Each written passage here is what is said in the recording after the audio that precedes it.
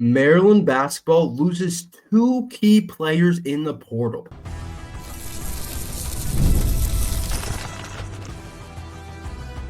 You are Locked On Terps, your daily podcast on the Maryland Terps, part of the Locked On Podcast Network, your team every day. What's up, everyone? I'm Tre Moore, host of Locked On Terps, part of the Locked On Podcast Network, your team every day. So thank you guys for making us part of your day. And I'm also doing work at InsideBlackandGold.net. So make sure you guys head over to InsideBlackandGold.net for all your latest Terps news. And today's episode is brought to you by the Gametime app. Download the Gametime app, create an account, and use code LOCKEDONCollege for $20 off your first purchase. Maryland basketball loses two humongous players in the transfer portal yesterday. And I'll tell you this.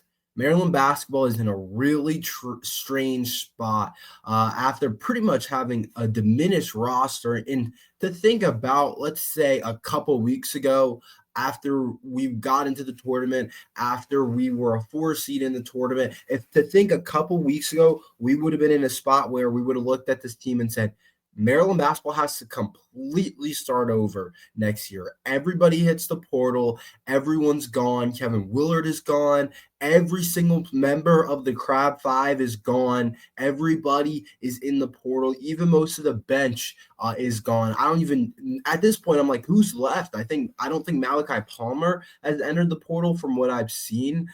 So I think that's like about it in terms of this basketball roster. Maybe I'm missing a couple guys, but basically everybody's gone right now. And I think you expect to lose a lot of guys in the portal in today's college basketball. That's just what it is. I don't know how many teams aren't losing guys in the portal. I think there's way less teams that are not losing guys than teams that are. I don't know if anybody's not losing guys in these days with the transfer portal. But the fact that Maryland lost, like, not even to sound extreme, this is actually true. The fact Maryland lost their entire team definitely hurts after having one of the best seasons of Maryland basketball.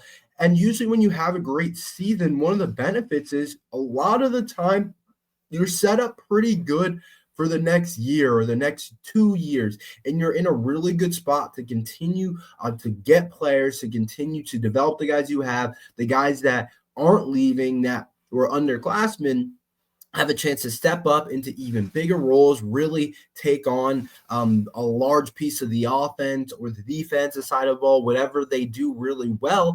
And that's exactly what was going to happen with Maryland. We knew we were going to lose 3 starters, but we thought we would have 2 of the best starters coming back in the Big Ten, honestly, a couple weeks ago. I thought that Rodney Rice would definitely be back. I thought Gillespie would 100% be back. I thought Kevin Willard would be going on to year 4 at the University of Maryland and really ready to solidify himself as one of the better coaches. But now we're looking at it into a completely different scenario that you all know. Kevin Willard left this program, and people had interesting comments that I do agree on. Not all the blame goes on Kevin Willard. Definitely some of it for how he handled the situation, how he went about it. But some of this is on the higher ups at Maryland, and I don't know all exactly how it works, to be completely honest. But if Kevin Willard was this unsatisfied, if he was this unhappy, it clearly wasn't all on him. And I know that I don't want to defend him because I really do believe the way he went about it was not the way to go about it with the team and during the run. But the fact that he was that unsatisfied shows that something higher up isn't where it's supposed to be in terms of the NIL, in terms of how he views the job. Whatever the case is, the people that are really high up, the people that get paid the big bucks, clearly there was something wrong there. And now Maryland is sitting at a place where they lose their 2 best returning players, 2 huge losses to the transfer portals. And obviously you guys know the 2 names, Rodney Rice and Jacoby Gillespie, are off to the portal. They're off to probably go somewhere else. Let's start with Gillespie. I talked about him a little bit yesterday. Gillespie, I thought, had a chance to return to Maryland and be one of the best, not point guards just in the Big Ten. I thought one of the best point guards in college basketball next year. I thought he had the chance to do. He averaged 14.7 points per game last year. He averaged 4.8 assists last year. He was a really good shooter, shot above 40% from the 3-point line, shot 86% from the free throw line, gave us 31 minutes a game. he really did so many things well. Almost 2 steals per game as well. 14.7 points per game, nearly 15 points per game. Had an awesome year. Was third team All Big Ten. I thought he had a chance to potentially be first or second team All Big Ten next year and be one of the better guys in college basketball. And it's obviously a huge loss when you lose a guy that you thought would be one of the better guys in college basketball. I thought a guy that had a chance to make another big jump, a guy that had the chance to really make his impact.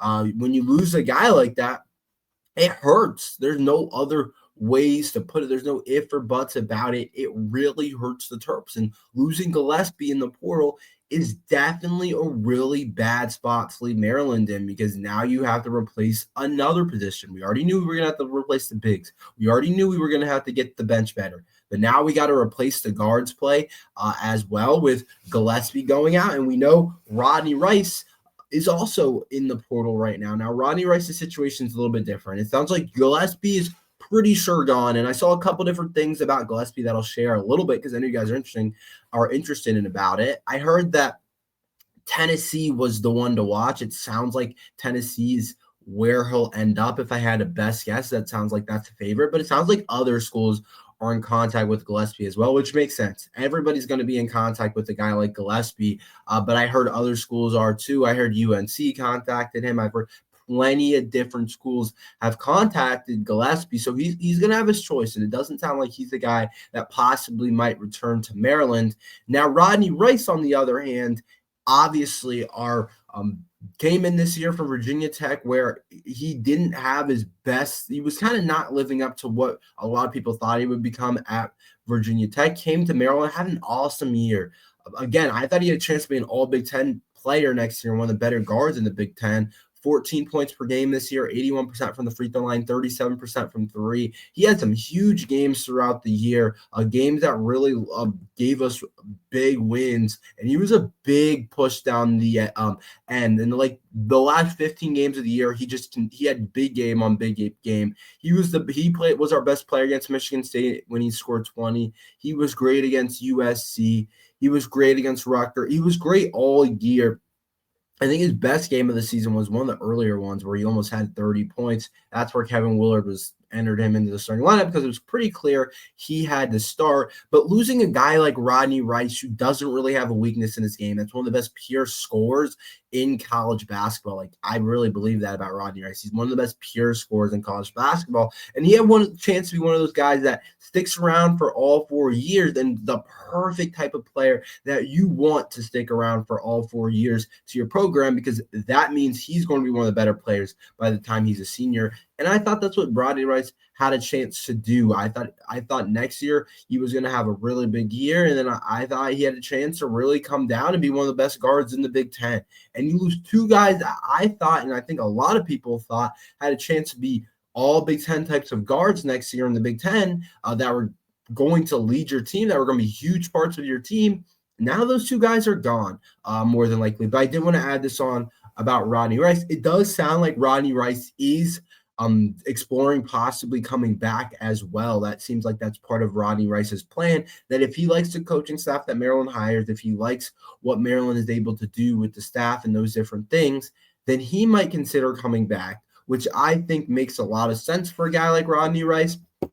Like I said yesterday, he's a DMV kid. He's been in the area. He went to DeMatha. He went to Bullis for his part-time in high school. So he's a guy that lives in the DMV. Like, this is a guy that probably thought Maryland for a while. That's probably a school that he always was like, it'd be cool if I stayed home and played at Maryland. So Gillespie is a little bit different with him going, being from Tennessee and all those different things. It makes more sense maybe for him to go. But I do think if we hire the right person, I think Rodney Rice is somebody that could end up staying. And the first thing you want as a new coach, you want to call Rodney Rice right away and be like, please stay. We need you.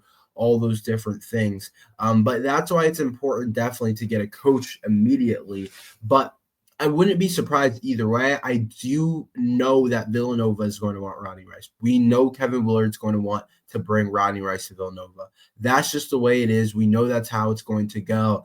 And Kevin Willard's going back to the Big East. and we'll see how that goes. But we know he probably is. I also should have added Villanova for Gillespie. I think that's a possibility as well. I said Tennessee. I just heard UNC is not one that I saw. I just saw on somebody's Instagram that they contacted him. Who knows exactly if that's true, but I know Tennessee definitely is one to watch. And then I know Villanova will contact Gillespie. You know Kevin Willard's going to reach out to him. And it just sucks because it's like there's a good chance that we had a small little core going. We knew Queen would be gone. We know Reese had done his 4 years. We knew Selton Miguel was 1 year rental, but I thought that Rice and Gillespie could be a part of what we do, could be a part of kind of this new core of Maryland basketball for the next couple of years. But that's just not the case. That's just not what's going to happen. And it definitely kind of sucks, but that's just the way it is these days. It's a business at the end of the day. College sports is a business now with all the money that goes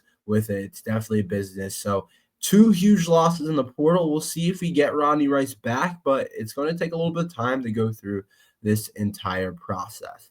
Can the Maryland head coaching job how good is this job? Can they be successful early? Can the Terps replace Kevin Willard? We'll talk about that next.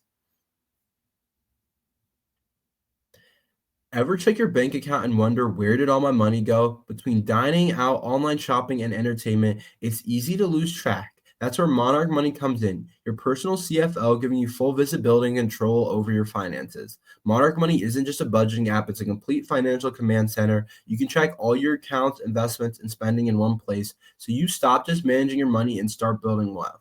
When I started using Monarch, I realized just how much I was spending on food delivery, and now you can budget smaller and save more. Instead of juggling multiple apps, you can use Monarch to check your finances, track spending, and even plan long-term goals. Managing money with your partner is smoother than ever. You can track shared and personal accounts, set goals, and stay on the same page without the stress. Take control of your finances with Monarch Money. Use code LOCKEDONCollege at monarchmoney.com for 50% off your first year. That's monarchmoney.com, code LOCKEDONCollege for half off your first year.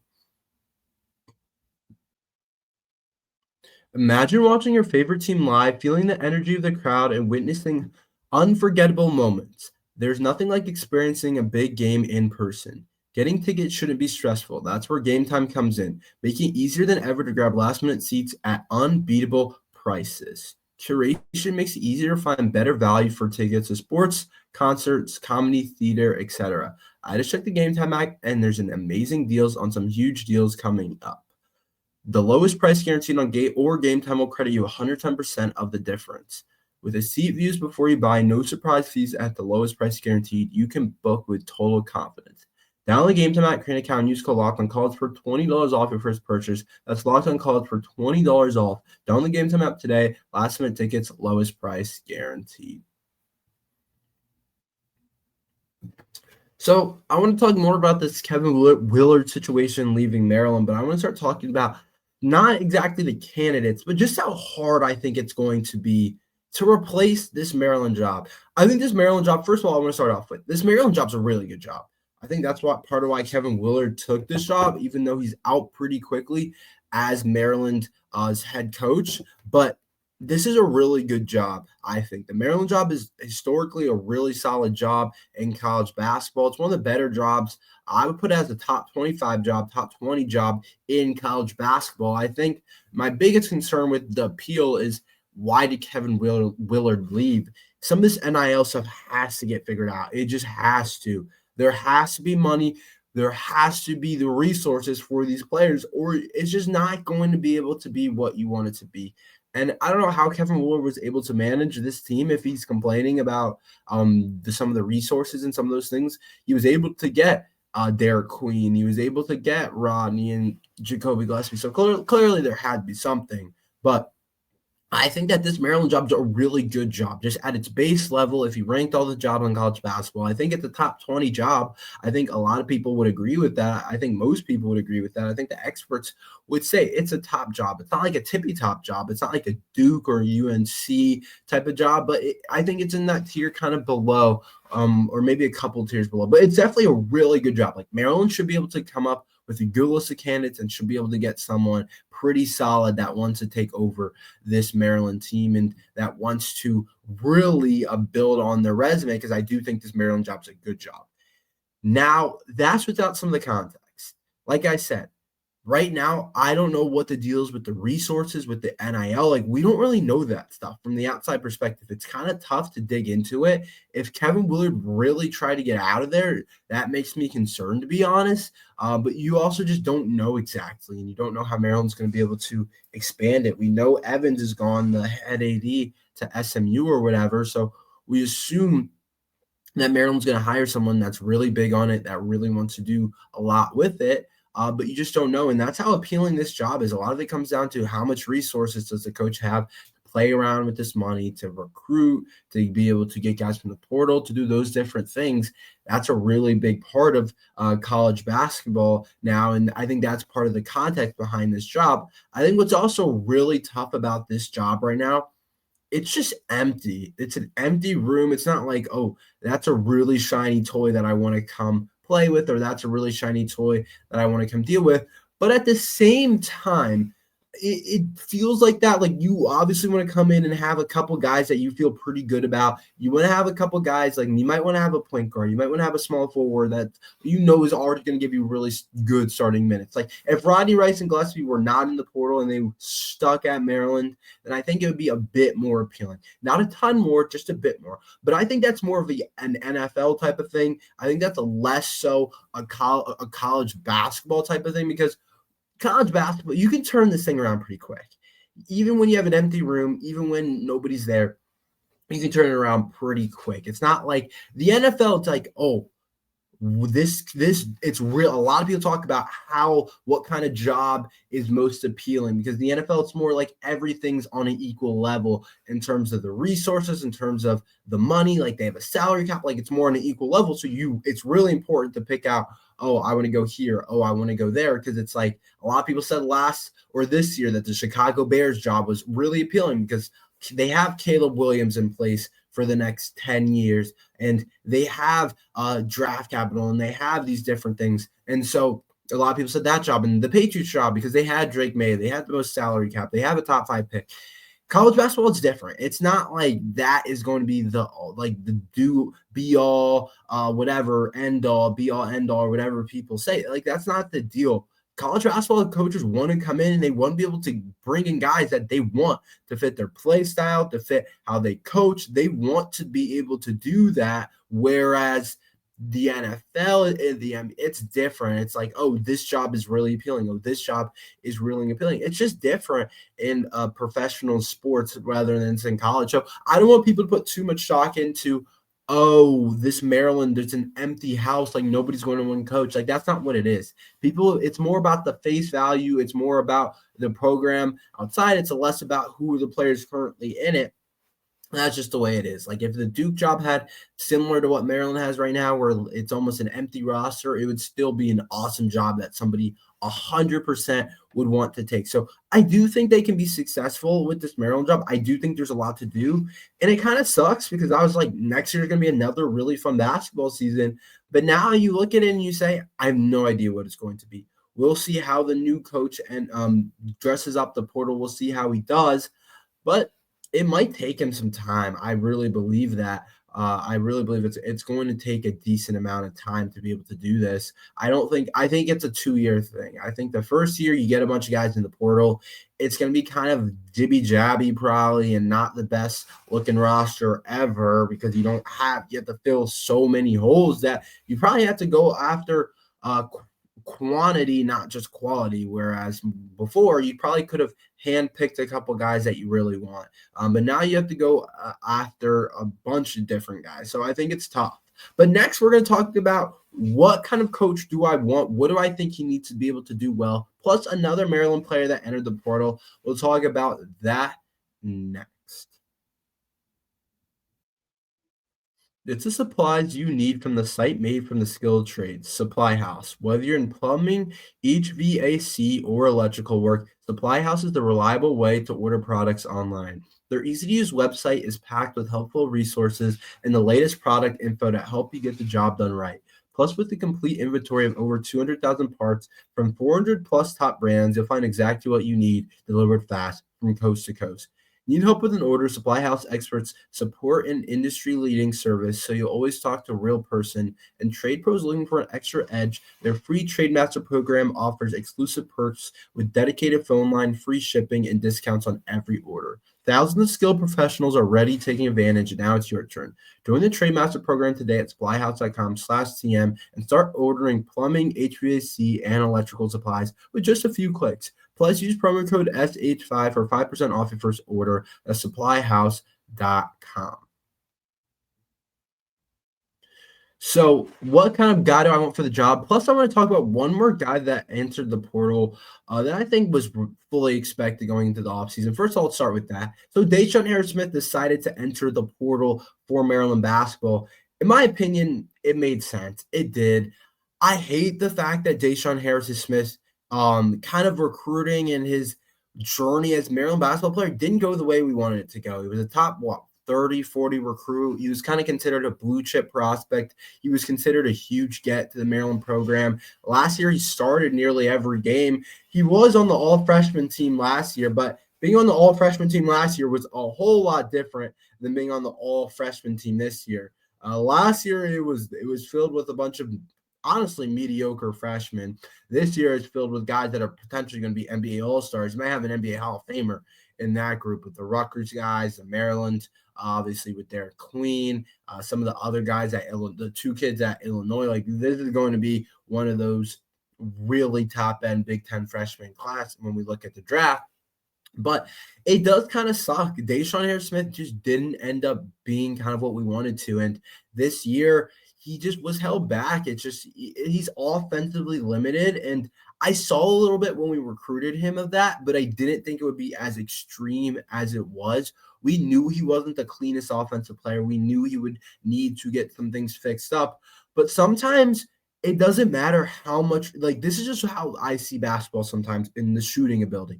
Sometimes when it comes down to shooting ability, it doesn't matter for some guys how much you practice, how much time you put in. There's only a certain kind of limit that you're going to be able to go. And that's just a combination of, I think, a lot of shooting's a natural ability. A lot of it is how much you work on it, but a lot of it to me is a natural ability. Like, to me, Deshaun Harris-Smith, he could have put up as many shots as Steph Curry did, and he's just not going to be the same shooter that Steph Curry is. That's just the way it is. Like, if there's a natural effect to it, and he's just not a natural shooter. It doesn't come out of his hands naturally. It's just not as natural for him, and that's okay. And he's worked a lot on it. I know he has, and so it's no slight to him, but he does a lot of other things well. He's really good on the defensive floor. He's a really good rebounding guard. It's just really tough when your guy is limited offensively to have a big role, especially on a Big Ten team like Maryland that had a really good team last year. And he appeared in every game. He came off the bench, started to start the season, and then started coming off the bench. I think that his confidence honestly just went down, and it wasn't as good as he wanted it to be. But it is just kind of disappointing just how things turned out. I think we all knew. I think we all knew he was going to enter the portal. I don't know what kind of basketball he's going to play. I wonder if he's going to go somewhere kind of still a decent type of program like a Big Ten or a SEC or a Big East type of program, or if he's going to go somewhere more low-key and try and really solidify his offensive game, go somewhere he can play right away. But he's a guy where it's like, if he would have started the entire year, I think he would have had a chance to be a lot better. But we obviously had Rodney Rice, who was just better than Deshaun. I think that's pretty simple to be able to say. He was just better at this point than Deshaun. So that's kind of where I see it right now in terms of the Deshaun Harris-Smith stuff. It just didn't end up being the career that we wanted from Deshaun Harris-Smith, and that's just a simple fact about it. And I wish him all the best. I know that it's tough in today's world, and that freshman 2023 class, I think, ends up going down as a huge disappointment for Maryland basketball. That's just the way it is. I don't think it's on anybody's fault. I just think guys got a little bit higher level, probably stars and recruit where they were placed a little bit higher than they actually probably were. Now there's nobody left in terms of those 4 stars. We looked at Jonathan Lamoth. We looked at Jamie Kaiser. We looked at Deshaun Harris-Smith, and none of them ended up kind of panning out for Maryland basketball, and now they're all probably be gone. I really doubt Deshaun Harris-Smith comes back to Maryland. I really doubt it. I think he's gone and chooses somewhere else. I'll be interested to see where he goes. I really do hope it works out for him because I do think he's a really good kid and works really hard. I just think he's not the most natural offensive guy, and that's tough kind of to deal with. That's all we have for today. So thank you guys for listening to Locked on Terps. Make sure you guys like and subscribe. We're here every day talking about Maryland basketball and football. So make sure you guys like and subscribe. But thank you for listening to Locked on Terps.